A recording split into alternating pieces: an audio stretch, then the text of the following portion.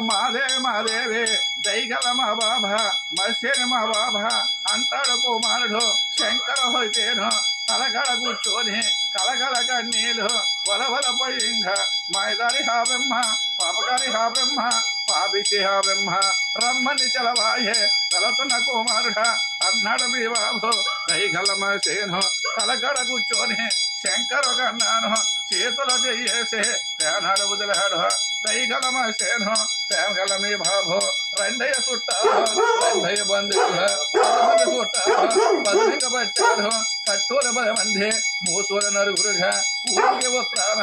ఊరల మరికాడ మల్లన్న సిరికాడ మలుపుల తోటల్లో ఐగుల జయంగా నల్లింగ పొగలెళ్ళి నగలొక వెళ్ళారు తెల్లక పొగలెళ్ళి దేవులకు వెళ్ళారు ఆవుతోక పట్టారు ఆలోక వెళ్ళారు కోటొక గొల్లల్లో దైగల మత్స్యను స్నానాలు చేశాడు పాపాల మాపుకొని పుణ్యాలు ఒడి కట్టి కాలన గజ్జలతో చేతన చిరుతలతో గోయింద అంటారా హరిభక్తుడయ్యాడు హరి కొలుము కొలహింగా హరిసేవ చేయంగా కొడిపెల్లి స్వామన్న గుడికాడై ఉన్నాడు పడిసేమయ్యారన్న పర్వతాలు మల్లయ్య బొంబూర దోసాలు రాళ్ళున సుబ్రాయుడు రాకుద్ర మావిల్లు రాయమండ్రి స్వామాలు యాంగిరి కొండాలు శ్రీశైల మల్లన్న సీతారామచంద్రస్వామి గుడికాడై ఉన్నాడు దైగల మత్స్యను ప్రేమగల కొడుకైన కొడుక కంటేను పడిపిక తింటేను ఊరుంద పేరుందా జంగాల చేతైన లింగాల చేతైన శివ శివ అంటాన ఈ గణ శంకరుతో చదివించున్నాను రాబయ్య బాబయ్య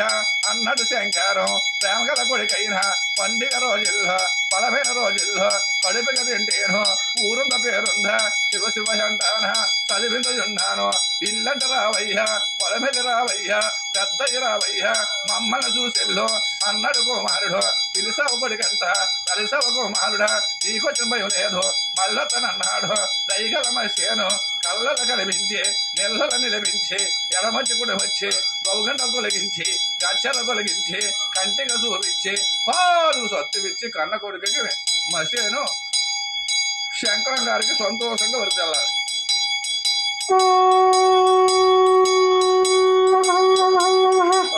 జయప్రదం మరి వెళ్తున్నాను మరి.